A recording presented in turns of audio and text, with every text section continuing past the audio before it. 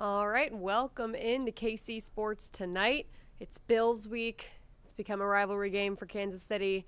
Neil, you were at practice today. You were at the press conference. I was at practice today. What do you think I minutes? saw at practice today? Stretching. People kind of stretching their bodies and stuff. There was football going on, but it Bring didn't. the legs up. None of the guys were turning punts, which is the closest thing you're going to see. That's the only place a football is being used, is they catch punts and then run a little bit. And because none of the storylines involve guys returning punts, I didn't shoot any of that. And did you see what I shot? I'm trying to find Mike Pennell, and he's the far back. And then I find out. See that you find this in real time. I was so proud that I found him, and then I got back and they said, no, Marley had it yesterday. And so I didn't need to get it, but I thought that was new today. But anyway, so I was kind of, come on. I got Mahomes stretching or kind of walking and talking to Travis Kelce. That's the big highlight of the whole deal. It's not really, so you're going to ask me, what did you think from practice? I didn't think anything. I think nothing from practice. Well, you were also at the podium. You were not at the podium. They didn't put Neil Jones on the mic. Can't believe they didn't do that.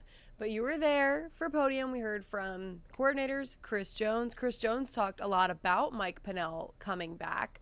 I went and watched that back earlier. He's very happy to have his friend back in the building. Yeah. Said Mike Pennell is really like this morale boosting type guy. Like he's a veteran in the league, and he just knows what to bring to a locker room. So I think that's cool. Obviously, they missed him a lot. Chris Jones said a few weeks ago, like someone asked him in a press conference, what do you think of Mike? It was kind of random. He was kind of out of nowhere. And they're like, what do you think of Mike Pennell not being here? Like, how much do you miss him? And he was like, we got to get my brother back.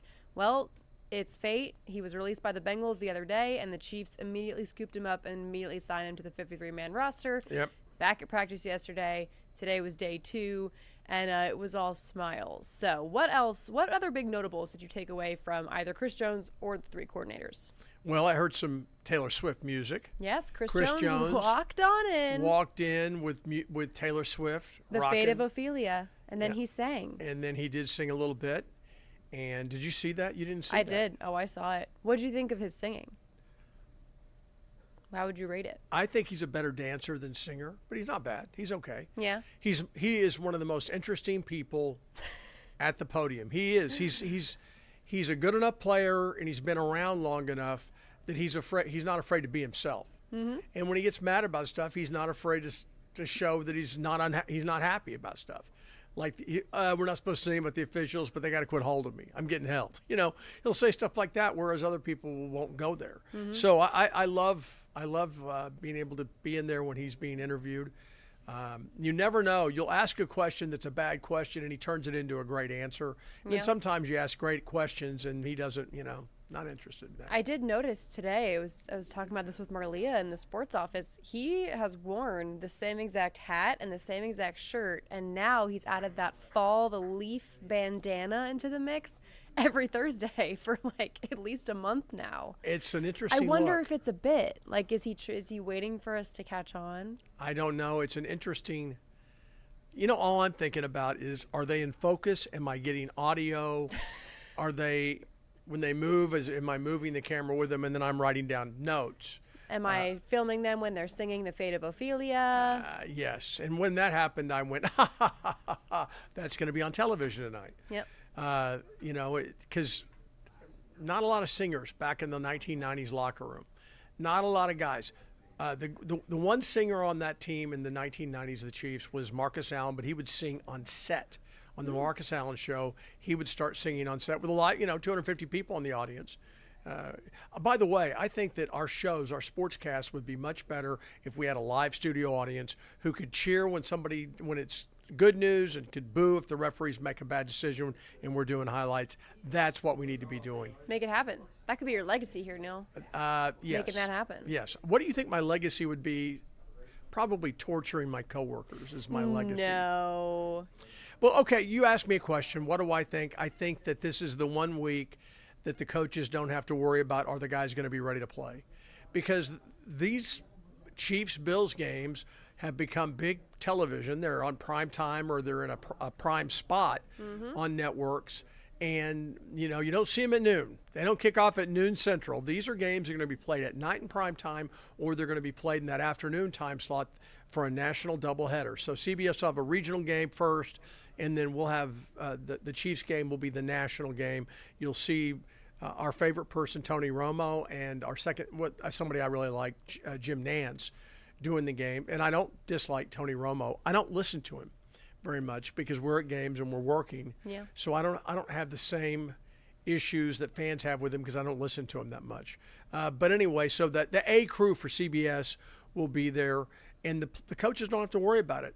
And these two teams have shown us they can give us great games that will come down to the final minutes. Clearly, the Bills have been able to win regular season games against the Chiefs, but they've had problems winning postseason games against the Kansas City Chiefs. And if you're Josh Allen, the question that's hanging over your head is, you're a great player, but, yep. And so it'll be interesting to see, the kind of football player he is. He's so big and strong. He runs a lot.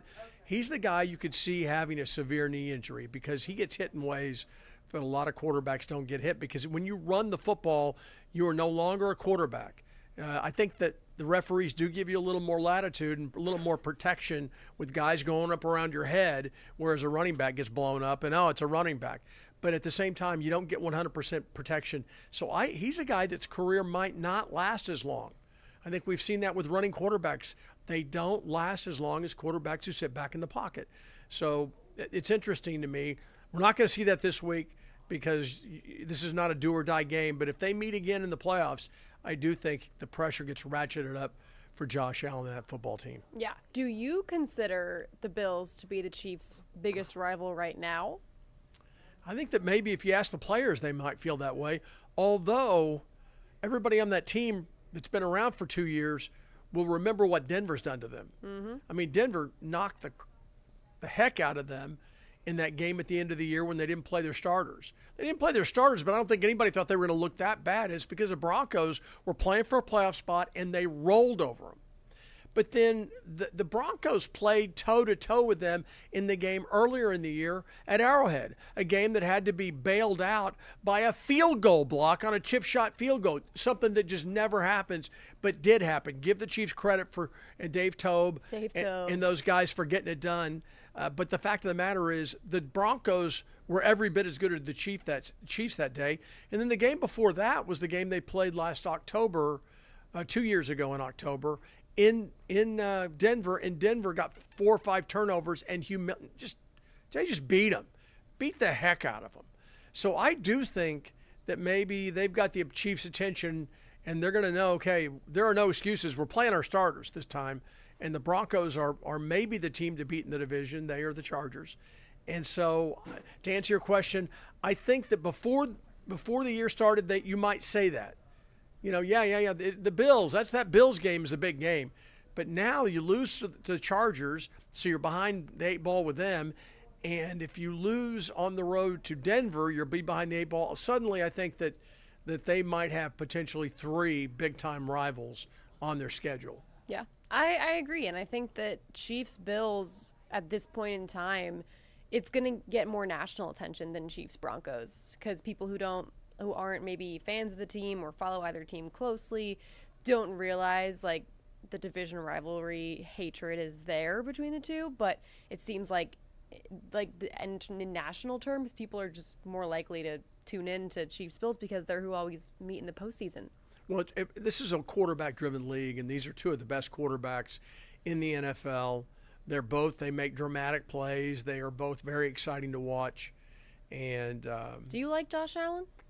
He seems like a nice person, and I think he's a really, really good football player. The resounding opinion is that, even for the most part, Chiefs fans are we hate the Bills, but, dang it, Josh Allen is a really good person, and, he's very wholesome. And yeah, I could get into some stuff about why people might like him.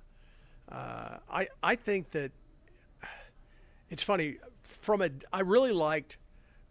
He was a guy I had not followed in college. So when he came on the scene, I was very impressed. And his ability to run, his ability to go out and make plays kind of like Patrick Mahomes does. Play breaks down, he takes off and bulldozes a linebacker. That's kind of neat. I like that rather than throw it away Tom Brady and hope that, oh, my gosh, they hit me as I was throwing it away. Oh, my gosh, I have a 15-yard penalty. Give me a break. But so there were things I liked about him. I think Lamar Jackson is a great player who has not played very well in the playoffs. And I think Josh Allen's actually played pretty well in the playoffs. I mean, that 13-second game, what everybody forgets is the Chiefs get the ball with 13 seconds down. And the reason they did was Josh Allen drove down the field and executed an unbelievable drive against the Chiefs defense to win the game. Yep. I mean, he did. He won the game. The game is over. I'm in the press box going, this is done. It's done. Mahomes and Reed and these guys, and they've got a great kicker, but it's done. They score with 13 seconds to go. The Buffalo sideline erupts. They are celebrating because they are going on to the next round. And what happens? The Chiefs work their magic. The Bills' defensive coaches left too many gaps. They dropped back too deep and left the underneath and give the Chiefs offense credit. But Josh Allen did what great quarterbacks do. With the game on the line against a good defense, he drove the length of the field and got the winning touchdown. Lamar Jackson, I don't know that I've seen him do that. As good as he's been in the regular season, and he's as good as it's been, for whatever reason, they haven't been able to generate that kind of offensive success in the postseason. Mm-hmm. So Josh Allen, I don't dislike him. And, there have been some former Chiefs who played in Buffalo, and they were all going, oh, he's a great guy. He's like Patrick Mahomes. He's a great leader, and everybody respects him. So that's pretty good. Who's going to win the game, Katie? You're the one that you follow all the stuff. Who do you think's going to win? I've kind of been of the belief the last few years that the Chiefs losing to the Bills in the regular season just means that they're going to beat them in the postseason and go to the Super Bowl. Yep. So if we're going to keep Were you in Buffalo, that trend, by the way? I've never been to Buffalo. You weren't there 2 years. Because you were at the AFC Championship game in Baltimore the next week, but you weren't in Buffalo. No. But, yeah, so if we're going to go with how my personal belief is for what needs to happen for the Chiefs to go to the Super Bowl in this Andy Reid, Patrick Mahomes era, they need to lose to the Bills in the regular season. But at the same time, it would be cool if they didn't, because this game will have playoff seeding implications. Listen, as it might have playoff implications, because the Bills are trailing by 1/2 game the Patriots. Mm-hmm. The Patriots are the surprise, arguably, of the NFL, certainly of the AFC, in my opinion, because they have actually gotten decent quarterbacking from Drake May. Yep. And with Mike Vrabel at the helm, they've been pretty impressive. And so right now, the Bills, if they lose, they could be a game and a half behind in their division race. And, of course, the Chiefs are as good as they've been. They remain trailing people in the division race, and the Chargers have a game in hand against them. So both of these teams are doing – this is not a typical thing where, these two teams are 1 and 2 in the AFC. Nope, they are fighting to get their footing and be able to make a run towards their division championship. You don't win the division, you're going to be on the road. Yep. So I think that both of these teams feel like, hey, we got every reason to play hard. Yeah, especially because both of these teams, for the first time in a long time, might not be in those 1 through 4 spots, and there's a chance the Chiefs and the Bills could be the 5 and the 6 seeds, and that would be crazy, but it could for sure happen as the AFC West continues to improve. But yeah, any final thoughts on the Chiefs before we move on to college? Can't wait. I'm excited. It's going to listen, Buffalo. That stadium is a lot like Arrowhead. It's loud. Those fans. They're in Buffalo, New York. They love their Bills. And the Bills are the big thing in town. And I think we have a lot more. Sabres. We have a lot more going on in Kansas City with the Royals and big-time college athletics around us, which we're going to get into in a minute. But those fans are a lot like the fans in Kansas City. I do have respect for them. And, when I was up there for the week and it snowed like 7 feet, and I was going to this Chiefs bar, and I went live from the Anchor Bar where they invented wings. Everybody was very, very nice. I came away, nobody threatened me. I was wearing red, and nobody was mean. Everybody was nice. I was teasing them on the air a little bit, and everybody took it really, really well. I came away liking it a lot more than some towns I've gone to. Philadelphia. I don't want to say what town, Philadelphia. I don't really want to talk about any fan base. Eagles. I don't want to say where you go in and you worry you're going to get beaten up, and you're like, it's sports, and I'm just kidding, And I like their coach. I like Philadelphia's coach. I respect their team. I love their quarterback, but their fans kind of can be scary sometimes. In fact, you're not from very far away from there. Nope, I know them all too well. Yes. All too well. Not high on my priority list. Okay, what did you put here? Can the Wildcats play spoiler? Can they keep it going? They're 4-4 now, and they're going up against the number 13 team in the country this Saturday. They've got a few things in their favor here. Number one is the fact that they're at home. I think that K-State always plays better at home, and they sell out that place. Tell that to KU. Easy. Just tell KU, K-State's a lot better at home. Well, they are. But this is the case of, was last week a fluke because they were playing their rival and, college rivalries. Well, they won the game before different. this, though. Who'd they beat before that? They beat up somebody out there, right? So it's 2 straight wins for Kansas State.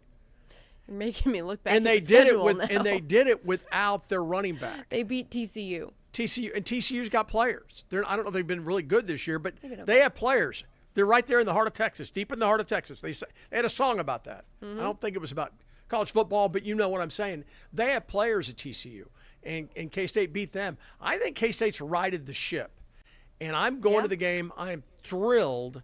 I'll be thrilled to see Texas Tech. They have great talent. They've gone out and bought great players, and that's not cheating.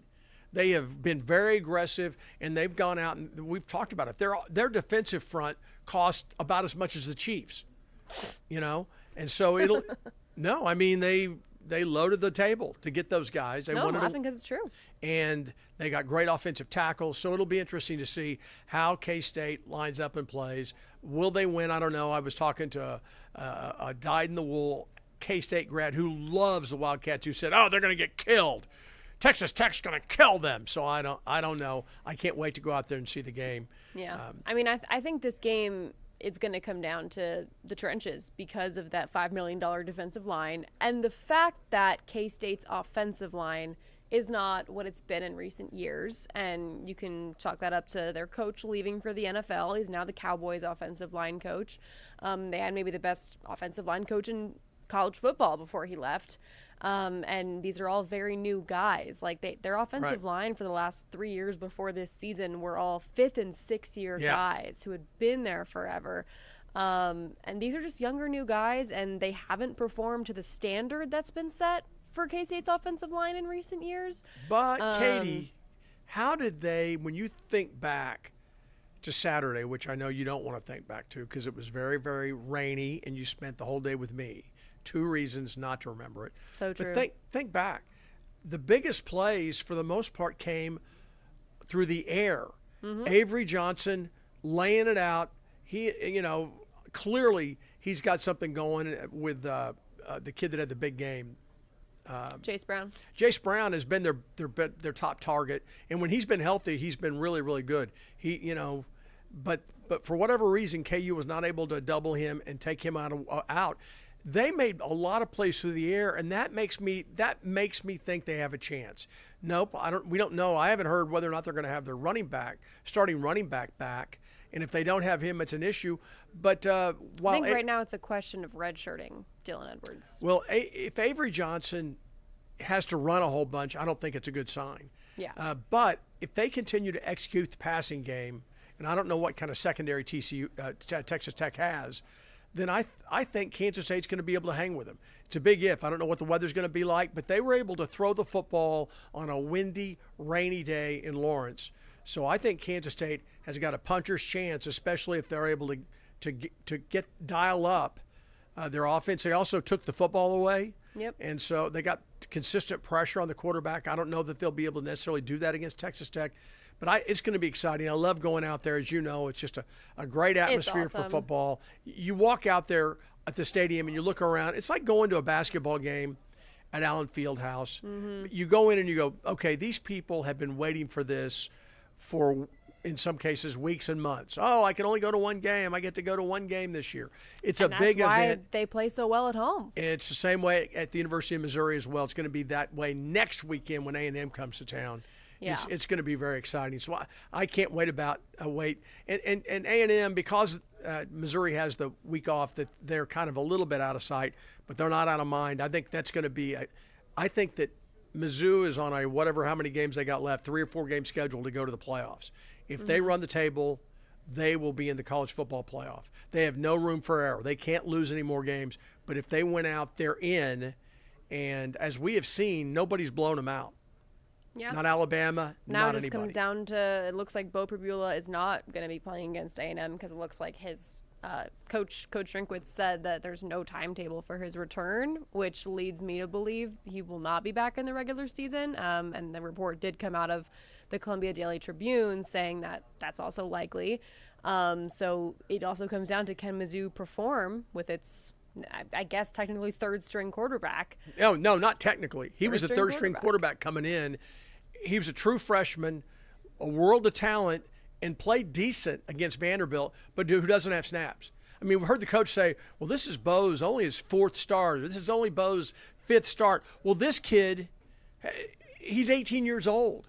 And for whatever reason, the coach chose not to play him very much against UMass, and when he did, he handed off a lot.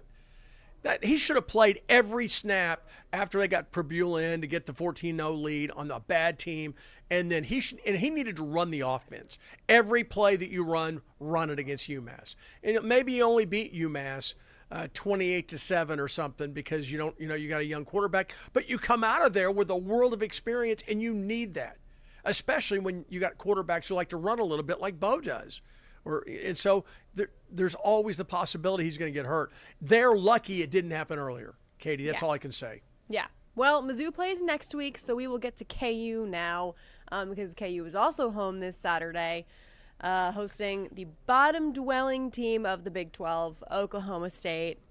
If this isn't a must-win, I don't know what is. Why? What do you mean? What's have... or what? To make a bowl? Yes. Okay, that's it. Okay, I'll buy that. Also, just for confidence and what's the word? A headline. Not shame, but a headline. Pride. To avoid the shame of losing to Oklahoma State. Now KU is 4-4. They have 4 opportunities left to get to a bowl game, just as K-State They need does. 2 wins. Yep. And this is the easiest win left. Exactly. I'm not going to say must win, but boy, you lose this game and you talk about the abyss. Mm-hmm. You think working with me on a rainy day in Lawrence for 9 hours was tough. How would you like to lose to Oklahoma State at home? Are you going to that game? Yep. I will be there. Oh, boy. And then after this, KU only has one more home game. Are you going to do what you did last week in the rain and stand under the ESPN tent because they thought you were a sideline reporter? And it was And didn't they TNT. give you your own security guard to protect you? One of the security people at the stadium did think I was the TNT sideline reporter and asked me if I wanted a security escort for the game. I should have said yes. That would have been cool. And they could have held an umbrella for me. You could have said no and yes. And then if he didn't say, what do you mean, then you would have had it. And you could have said, no, I'm not the sideline reporter. And yes, I'd like to have security. I would like security. And also, can they hold an umbrella? But everyone look at her. Look how sweet and nice she is. She said, Neil, I'll walk up the hill in the rain and get the car and drive back so you don't have to pull the thing. She did that. That's gutsy. I did do that. That's really good. Yeah. Got more workout in for the day. But yeah, I would say this is absolutely a must-win for KU because after the way they started this season with all the hopes and high performance of the offense and Jalen Daniels, this dream 6th year for him, to not end it with a bowl, I think would really turn a lot of fans off from Lance Leipold and the direction of the program. I've seen a lot of chatter on X. Why do you go on there? The only people who chatter there are people who are negative. Well, I like to see what they're saying. Nobody. I like to know what the people are thinking. Nobody says anything. Nobody says anything good. I'm not saying I agree with it, but there are a lot of fans who, after the Sunflower Showdown loss, are saying that Lance Leipold has hit his ceiling at KU. And I think that if you don't make a bowl this year, fan displeasure with the program skyrockets. So they need to win this game. I'm looking at the schedule. They've got Oklahoma State. Then they have at Arizona. Gabe, is Arizona any good? Ask K-State.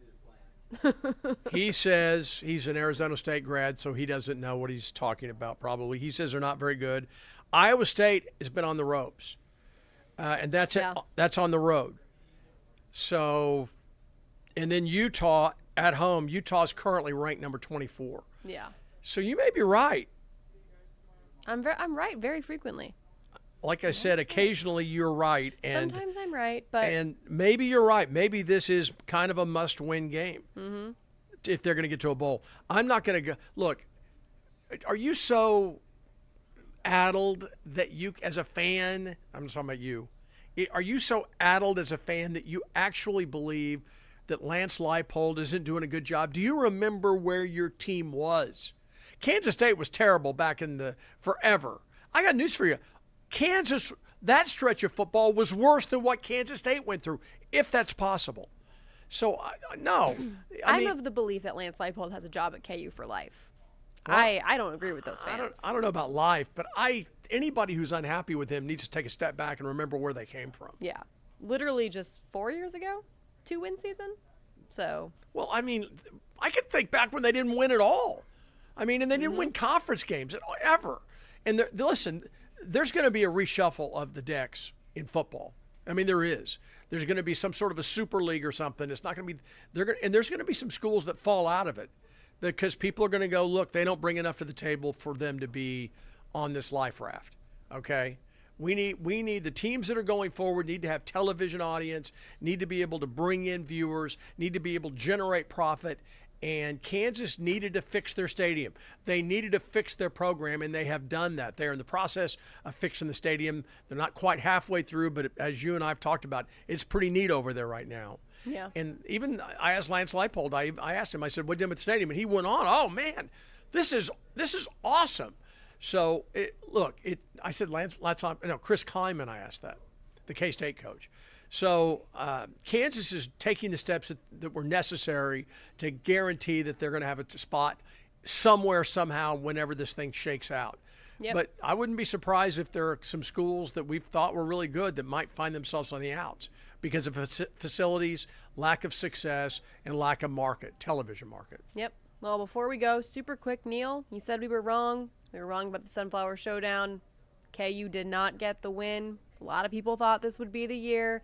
And that really motivated the Wildcats, as Chris Kleiman said post-game, right? How much fun did you have covering that? I love covering that game. If it weren't raining, I would have loved it. But I strongly liked it because it's Sunflower Showdown. I love Sunflower Showdown. Well, the raining just brought it down a little bit. Oh, no, there's no question. I would have liked it to be more competitive. Today was gorgeous. And I was telling one of the guys from one of the other stations, I go, don't you wish that it was like this on Saturday?